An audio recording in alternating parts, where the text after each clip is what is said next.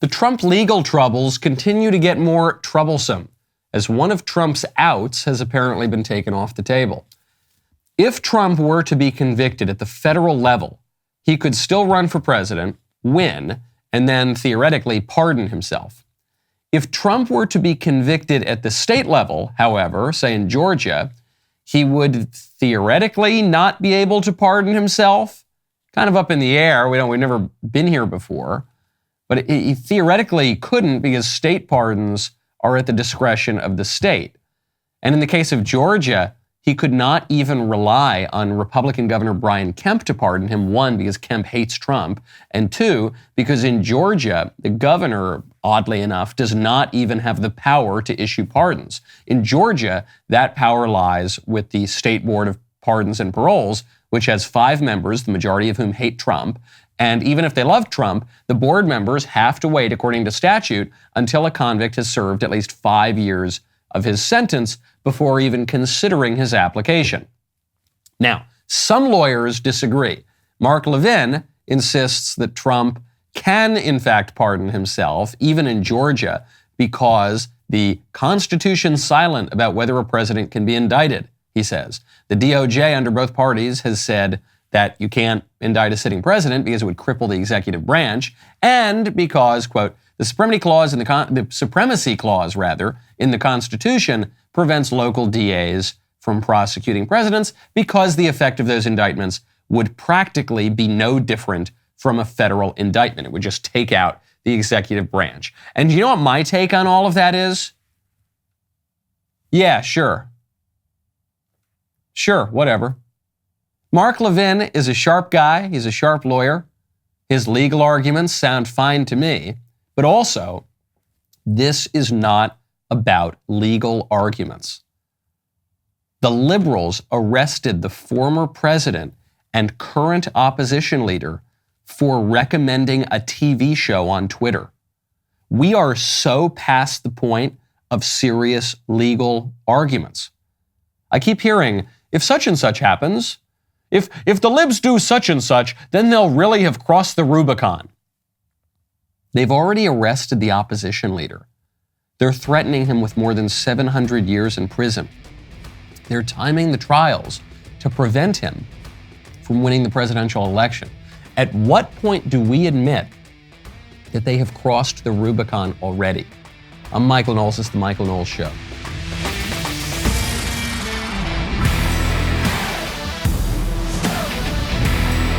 Welcome back to the show. We've got breaking news this morning. That lady playing the new Snow White continues to be insufferable. We'll get to this breaking and very important news in just a moment. First, though, I don't want to move on from the DOJ and from the liberals wielding political power to protect their own and to attack conservatives. Moving away from Trump for a second, focusing on the Bidens, you know that Merrick Garland, Biden's attorney general, has just appointed a special counsel in the case investigating Hunter Biden. This after the liberals told us there was nothing to see with Hunter Biden, no evidence of any crime. This after the DOJ tried to get a sweetheart deal for Hunter Biden that would allow him to avoid any consequences and avoid Joe Biden to avoid any scrutiny about the weird money that was coming into the Biden's family bank accounts from overseas, from Ukraine and Kazakhstan and all sorts of other places.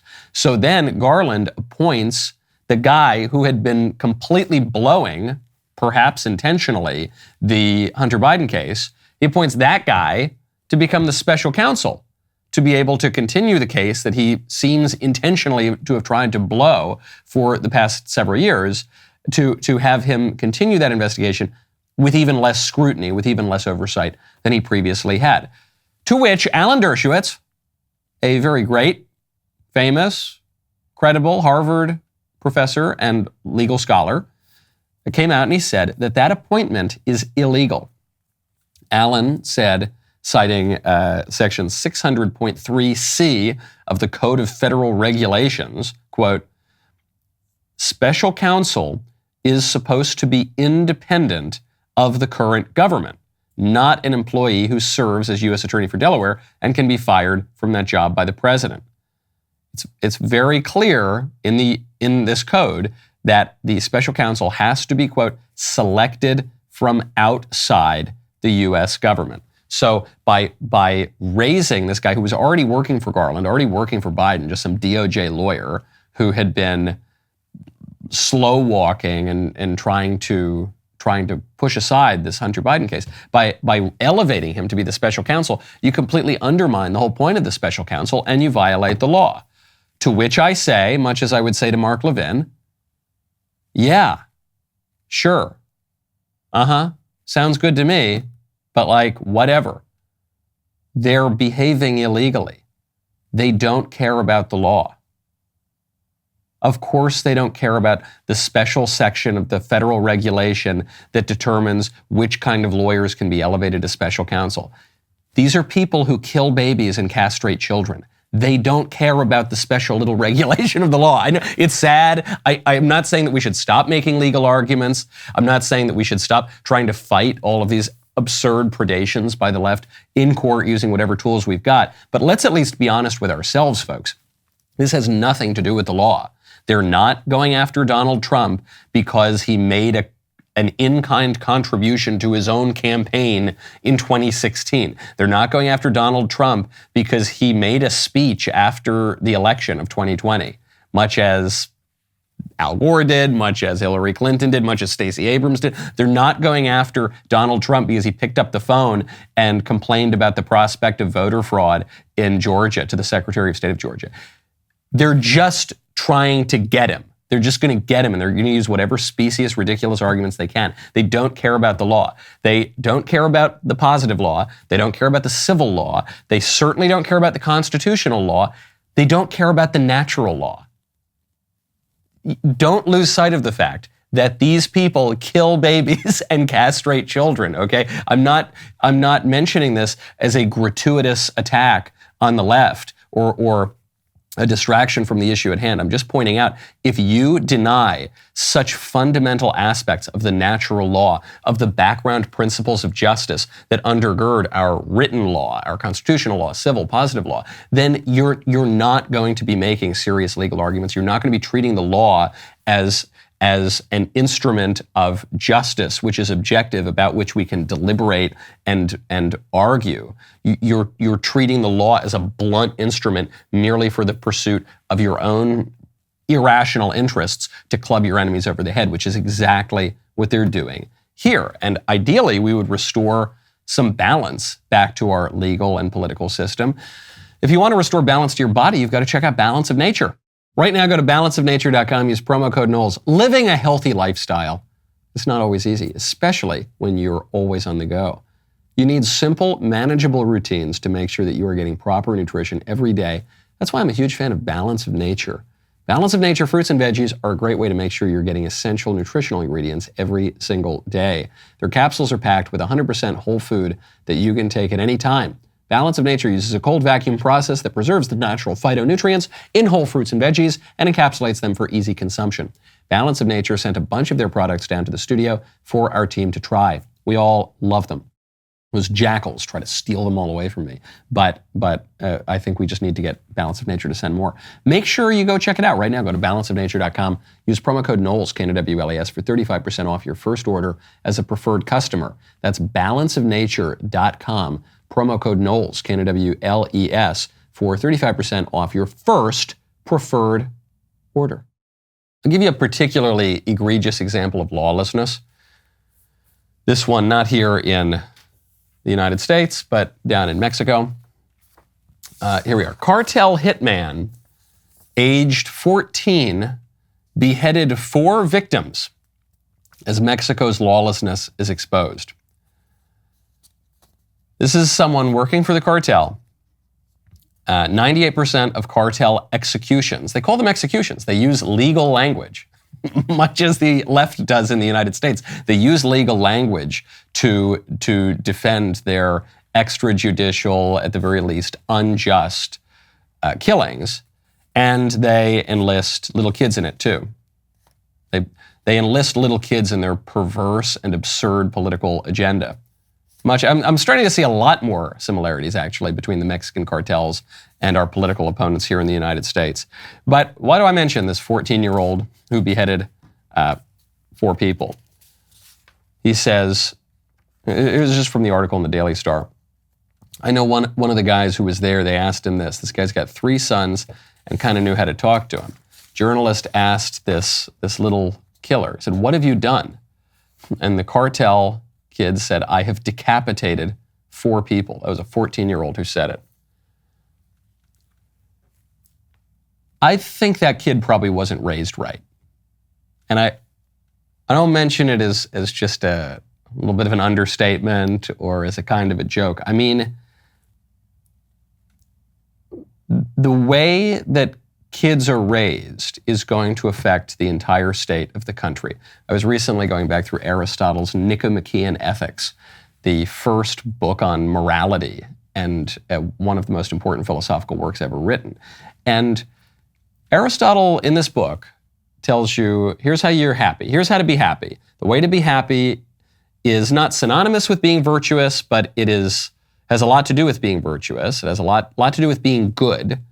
Good people tend to be happy, and the way to be good is to practice the virtues, and the way to be good is to gain some intellectual virtue, though a lot more of it is about practicing certain habits. And this is a crucial part, and it's very hard for people to hear in the modern age. You gotta be raised right. If you're not raised right, it's gonna be a lot harder for you to become virtuous and to become good and to become happy. Because being good and being virtuous is not just about the actions that we do, but being good and being virtuous is also about the desires that we have. You know, a friend of mine says that facts don't care about your feelings, which may be true, but virtue does care about your feelings. So in Aristotle's scheme, there are 4 kinds of people. There are self-indulgent people who do bad things, and they're unrepentant. They're happy that they do. They're not really happy, but they at least convince themselves that they enjoy doing bad things. There are incontinent people who know that they shouldn't do bad things, but they still do them. There are continent people who know that they shouldn't do bad things, and they don't do them, but it's hard for them not to do them. It requires grit and endurance and resistance. And I think that's where most people think it ends. I think that most people think that explains bad people to good people. But there's a 4th category. And this is the only category that Aristotle says is really happy people. And that is virtuous people who not only do good things, but actually get pleasure from doing good things.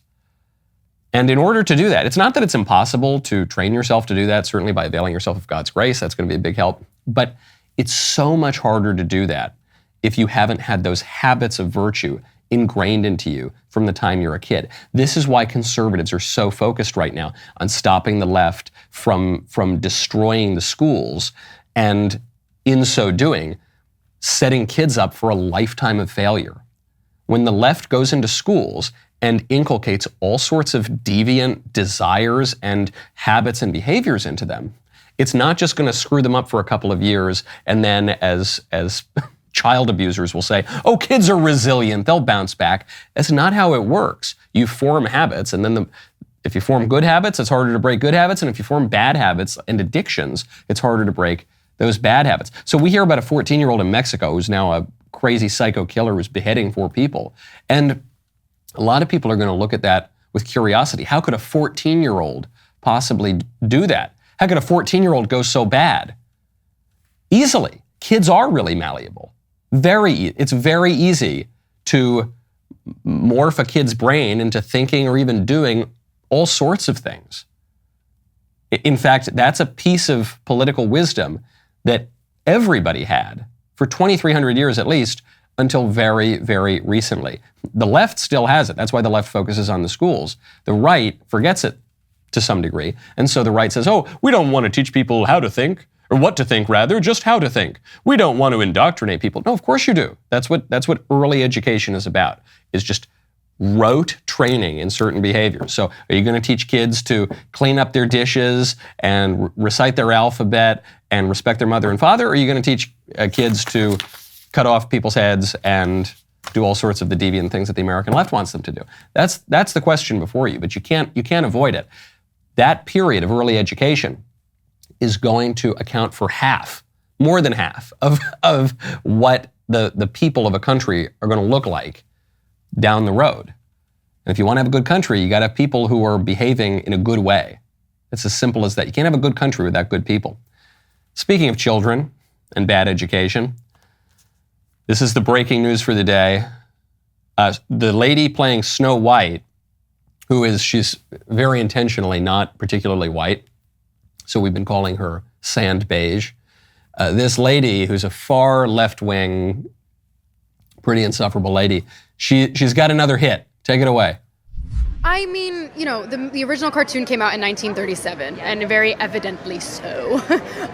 There's a big focus on her love story with a guy who literally stalks her. Yeah. Weird. Super weird. So we didn't do that this time. So no Prince, or a different kind of Prince? We have a different approach to what I'm sure a lot of people will assume is a love story, just because we cast a guy in the movie. Right. Andrew Burnap, great dude. Yeah. It's one of those things that I think everyone's going to have their assumptions about what it's actually going to be, but it's really not about the love story at all, which is really, really wonderful. And whether or not she finds love along the way is anybody's guess until 2024. All of Andrew's scenes could get cut. Who knows? It's Hollywood, baby. It has to be intentional at this point, right? Disney has to be trotting this lady out, probably put her through rigorous acting training to say, be as insufferable as you possibly can, be as off-putting to our core audience as you possibly can be, so that it will generate controversy and people will talk about it. It has to be. I have to believe that is what Disney is doing. That makes sense. That at least, it's working. Obviously, we're talking about it. If Disney is just accidentally doing this, then they are even sicker in the head than I previously thought. They're crazy. They're masochists to do it. Yeah, it's not going to be like that old story. If a man ever pursues a woman, he's basically a stalker. Yeah, we don't have love in this movie. That's so dated. Love?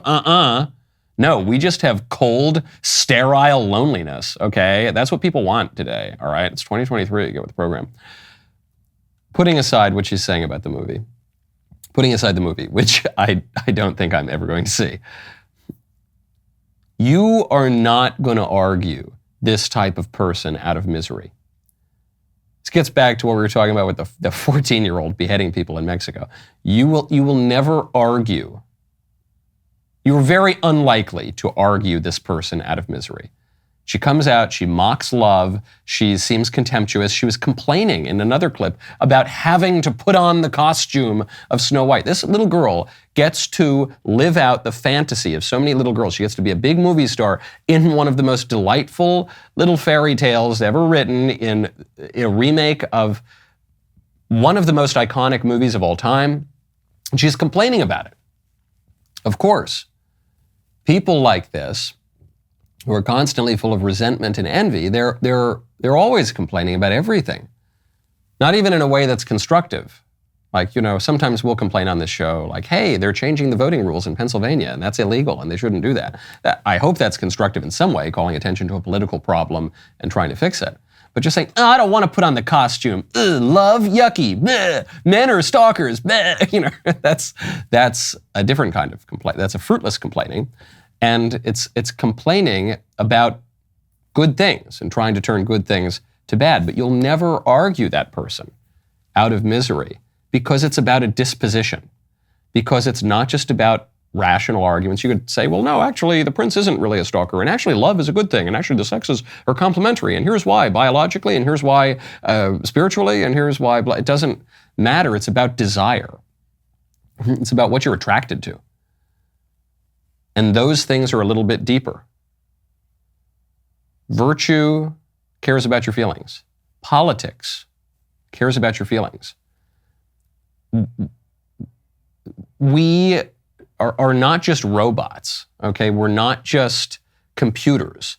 At various points in history, it seems to me people base their views of how the mind works, or how the brain works now, we make everything so physical, onto the dominant technology at the time. So a good example of this would be when steamboats, steam engines were a dominant technology. You had a theory of the mind coming from Freud that viewed the mind as a kind of a steam engine. It was just, you filled it with, then you got to blow off a little steam sometimes. That's contrary to the classical view of the mind and virtue, which is, no, you don't engage in vice to blow off a little steam so you can be more virtuous. You actually never do that because virtue is a habit. It's not just a vice is not just a thing to be indulged and then blown off a little bit. That it's a totally opposite view. Vice is a thing that will create other habits and addictions. But we changed our theory of the mind when that was a dominant technology. Now the computer is the dominant technology, so we view the mind as just a machine. I'm going to download information. We even have these fantasies that we're going to plug our heads into the Matrix or something like that. The mind isn't just a computer either. Because a computer doesn't have desires. ChatGPT, AI, they don't have actual desires. Human beings do have desires, and we're attracted to things. And we're going to pursue our desires whether they're reasonable or not. We hope that those desires are in accord with reason. That's what education is about bringing our desires into accord with right reason. But today, a whole generation of people, more than a whole generation, has been raised to turn their desires away from things that are good and natural and conducive to flourishing, and toward things that are deviant and ugly and are going to mess them up and are going to lead them to have miserable lives. That's where we are. If you want to fix that, okay, make some rational arguments, that's fine. I feel the same way about all the legal arguments about Trump. They're not basing the persecution of Trump on legal arguments. They're doing it based on the desire to get him and put him in prison for over 700 years or kill him. That's what it's about. So you've got to address not just the reason, but the desire, and then ideally bring the two together. Now, when you want to bring together a good employee with your company, you've got to check out ZipRecruiter. Right now, go to ZipRecruiter.com/Knowles. If you're hiring, you know it's incredibly difficult to attract top talent.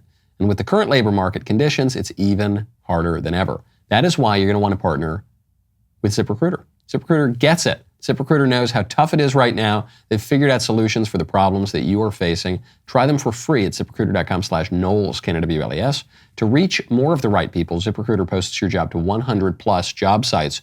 ZipRecruiter's smart technology finds great matches for your job and then lets you invite the most qualified people to apply for your job. Their pricing is really straightforward, and you can stick to your budget with no surprises. Team up with a hiring partner such as ZipRecruiter that understands what you need. 4 out of 5 employers who post on ZipRecruiter get a quality candidate within the first day. Go to this exclusive web address for free, ZipRecruiter.com/Knowles. That is ZipRecruiter.com/KNOWLES. ZipRecruiter, the smartest way to hire. You know, Candace just wrapped the 10-part series Convicting a Murderer. You don't want to miss it. It's one of the most ambitious projects yet. You might be familiar with the Stephen Avery case, everything that happened in Manitowoc County. This is especially true if you watched Making a Murderer. But it turns out the filmmakers only told you part of the story. Coming soon, Candace Owens will unveil the shocking parts of Avery's story that were omitted from the Netflix series. I'm excited to present the Convicting a Murderer trailer. Check it out. This is a collect call from Steve. an inmate at the Calumet County Jail. The man served 18 years in prison until DNA evidence cleared his name. The Two Rivers man was convicted of sexual assault in 1985, but exonerated with DNA evidence in 2003. So this is the infamous Avery lot. Now, 2 years later, he again finds himself tied to a police investigation. Accused of murdering Teresa Halbach on the Avery property. Stephen Avery's 16-year-old nephew admitted his involvement in the rape and murder of Teresa Halbach. The car is discovered just around the bend. It was just this worldwide phenomenon. I think they framed this guy. I think he intended to crush the vehicle, but ran out of time. Avery thinks the $36 million lawsuit he filed is why he's being targeted in this investigation. 1021 and 24 Main Street. Do we have Stephen Avery in custody? Netflix made millions of dollars from Making a Murderer, but the filmmakers left out very important details, mountains of evidence that you have not yet seen. The blood vial. The most egregious manipulation from the movie. Interrogations. That's when he started beating me because I told him that he's sick. Cell phones. And I saw melted plastic parts of a cell phone. Interviews. Her arms were pinned behind her head. They made Stephen Avery look like a victim. You believe your brother's guilty? I don't know if I'm a suspect. I got nothing to hide.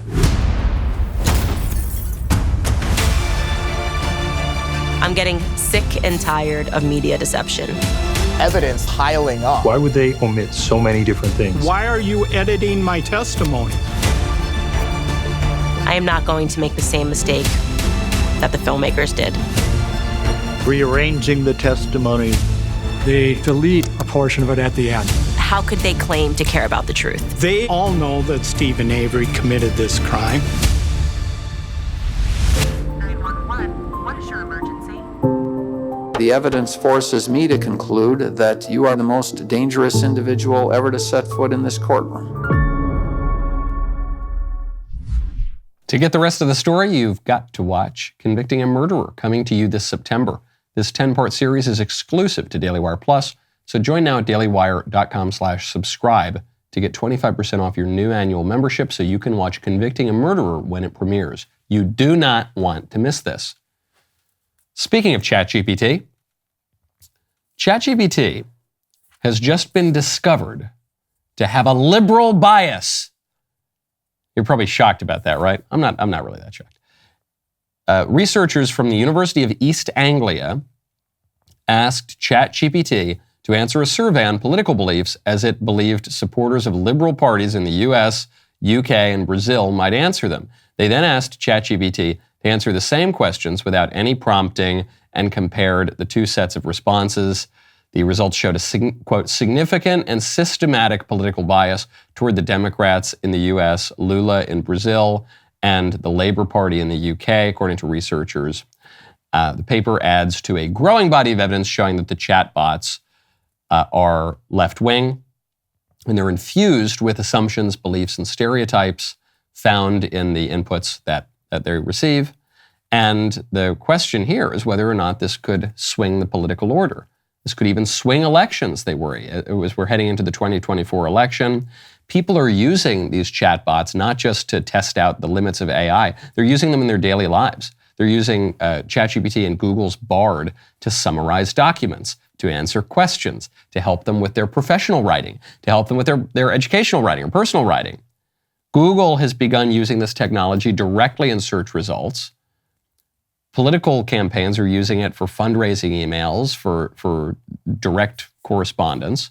And ChatGPT will lie about its biases, or maybe just be unaware of its biases, or really unaware of anything because it's not conscious. But ChatGPT will say, oh no, I'm not political, I'm not partisan, I'm not liberal or conservative, I'm just calling it like I sees them, I'm just a computer, beep, beep, boop. But then it will spit out left-wing propaganda.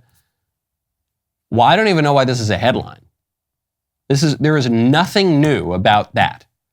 It's a little spooky. I get how if you just heard that story, you would say, oh no, this is threatening our whole political order, because now this new technology is doing what the entire culture has done for 100 years, 70 years at least. Oh no, this new technology that we're using everywhere is going to do the same thing that was previously accomplished by the media and by the educational system and by workplace diversity officers and by bureaucrats in the federal government and by bureaucrats in the state government and by publishing and by music and by entertainment and by everything, by the whole everything. That's all there. There's nothing new or special there.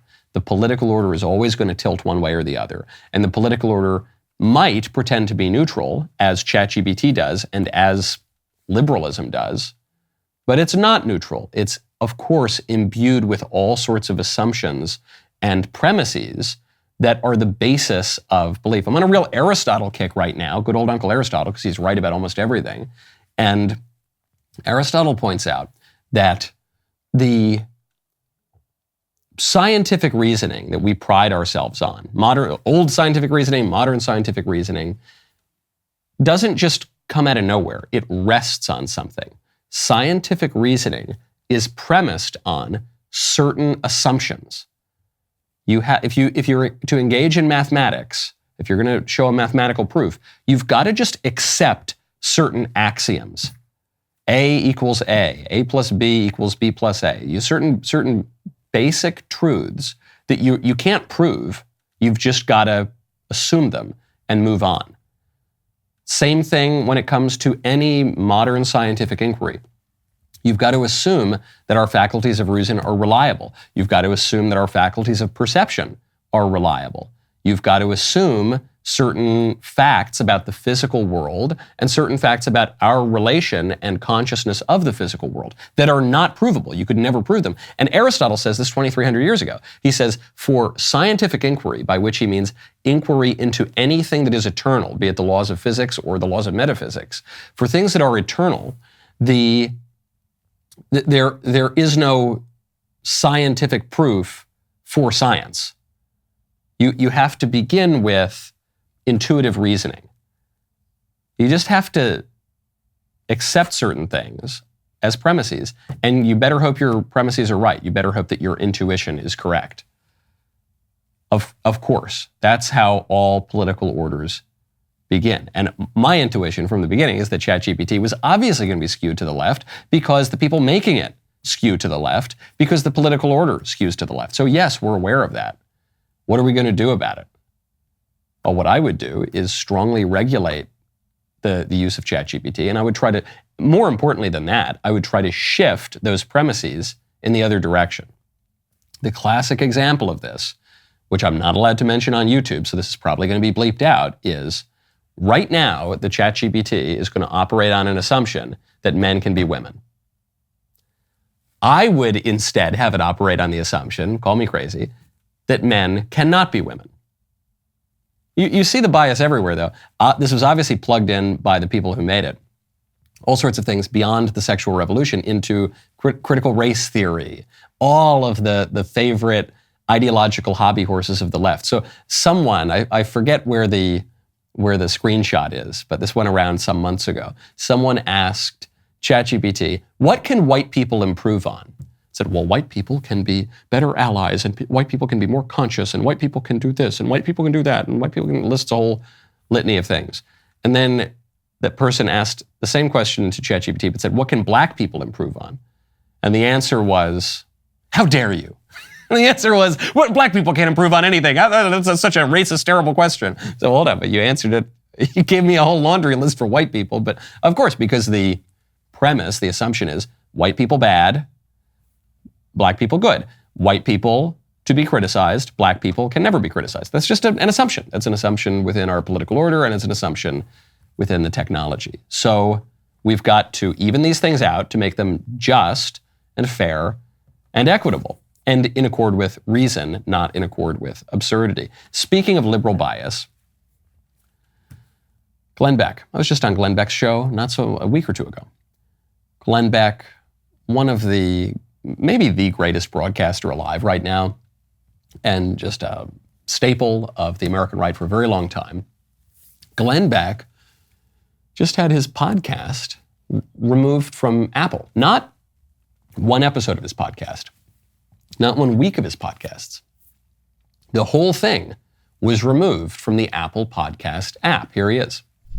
This is from Apple. We found an issue with your show, the Glenn Beck program, which must be resolved before it's available on Apple Podcast. Your show's been removed from Apple Podcast from the Apple Podcast team. They sent us a link and said for more details, go to the link, and the link only says your show has been removed from Apple Podcasts. Well, we got that one, dummy. I mean, I cannot imagine what they're basing this one on. I mean, have we even had strikes? Nothing, right? This is crazy. You need to please retweet this and start a campaign to Apple to say, put the podcast back on. This is absolutely freedom of speech. There's nothing that we have said that would warrant any removal. Now, I'm being told that Apple has reinstated Glenn this morning. Okay, that's a good thing, but hasn't given any reason. I think I have the reason. I want to be as charitable as I can. Maybe this happened and it was just a little technical glitch. I just can't help but notice that the technical glitches always only affect the right.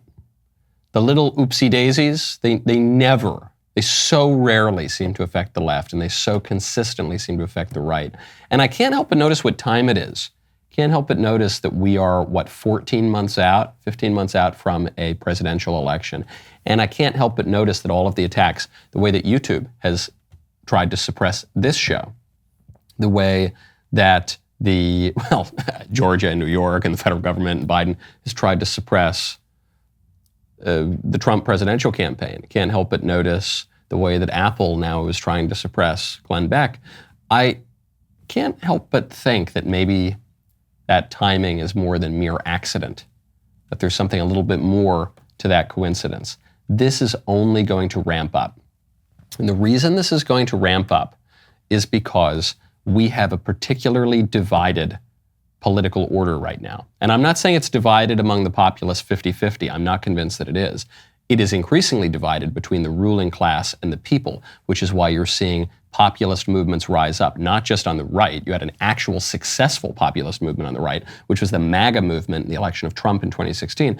But you're seeing populism on the left, not just weirdo Ralph Nader, who gets 3% of the vote, but Bobby Kennedy, who's right now polling at 17 to 19% within the Democratic Party. You're seeing a real surge of populism. You're seeing the breakdown of common media. You're now seeing near parity between people who on their TVs watch YouTube and Netflix and people who watch regular old cable news. And even when you add broadcast news into that, it's still less than half the country.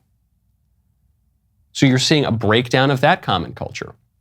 You're seeing, obviously, a breakdown in the language that we use. We can't even agree on the definition of a man or a woman right now. So, of course, the ruling class is going to get a little bit more heavy-handed. I mentioned this yesterday on the show. They're getting more heavy-handed because there will be order. That's just a fact. And maybe the order will be because people control ourselves, an order a little closer to the political order of the country at its founding, in the political founding in the 18th century. Maybe there will be order because the people don't control themselves, but the states and the local communities get more involved. Maybe it's going to be an overbearing federal bureaucracy. Or maybe it's going to be overbearing corporate apparatchiks, people who control the public square, even though they're not in elected positions or even appointed positions. People like Apple, people like YouTube, people like Facebook.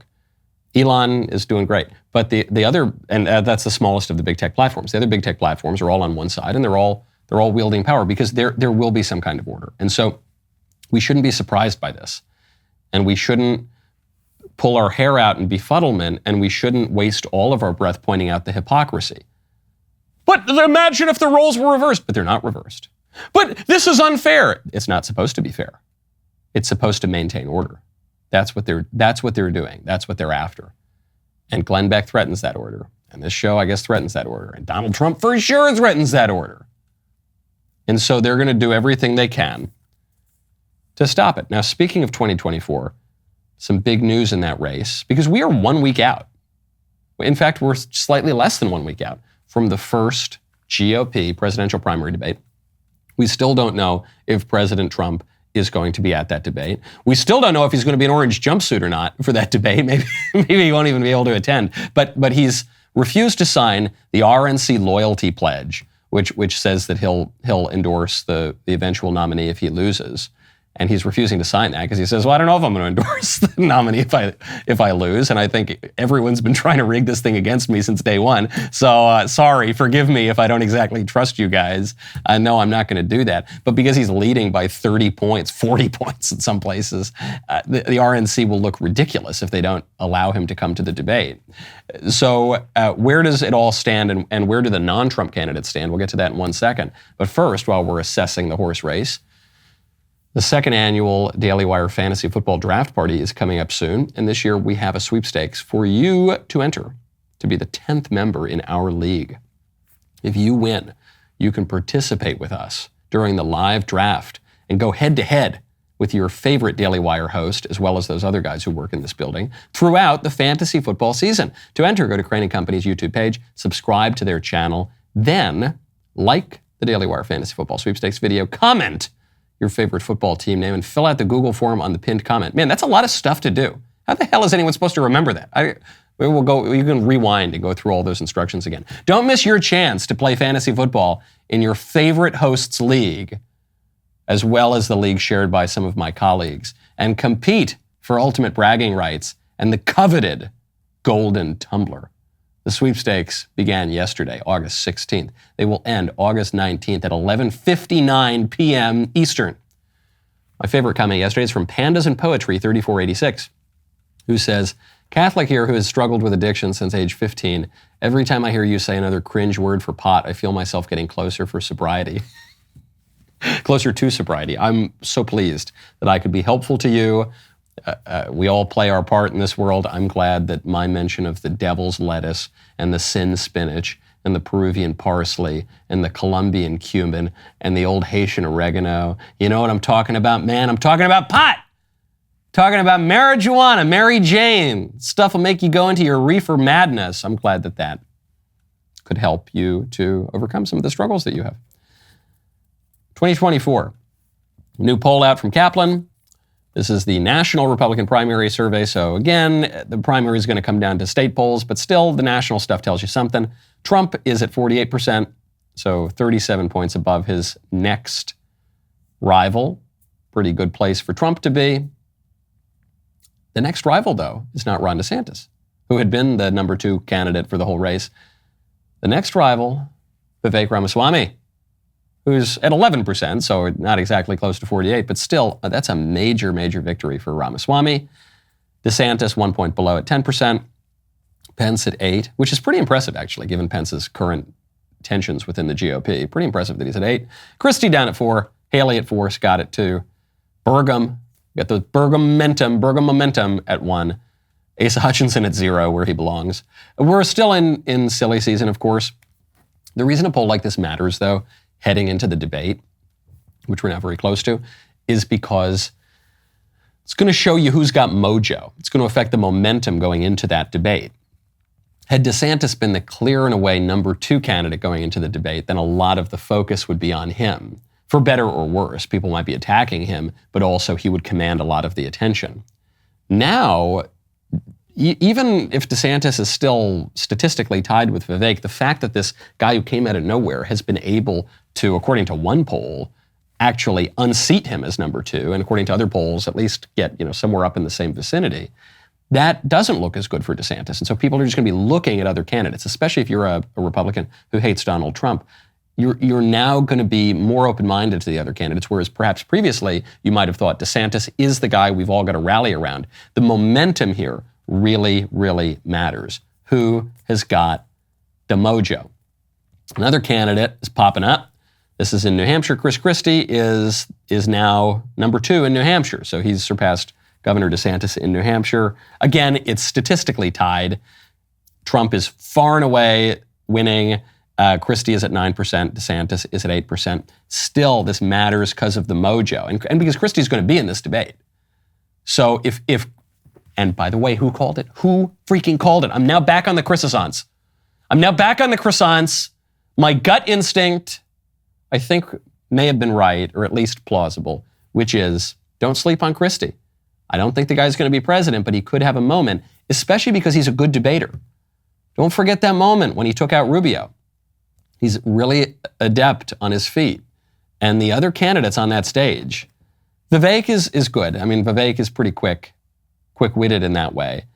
And DeSantis is good. DeSantis gives great speeches. I heard DeSantis give a speech at the Claremont Institute once. I thought it was an excellent, excellent speech. I'm not saying the guy can't talk, but compared to the other candidates on this stage, he is not known for his quick responses, his fast little zingers. He's good at beating up the media in press conferences. He's reasonably good at giving speeches, but that's not where he's going to shine. And so that's why the momentum going into the debate is going to be so important, because especially, I'm just looking at the field here, those two guys, Christie and Vivek, they're going to do pretty well. Whether Trump is there or not, they're going to be more impressive on the debate stage, I predict, than probably anyone else.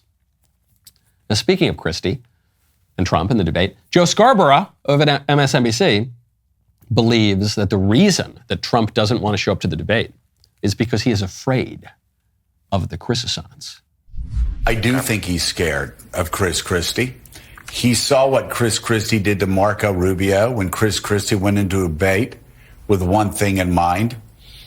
he knows Chris Christie put Jared Kushner's father in jail for a very long time.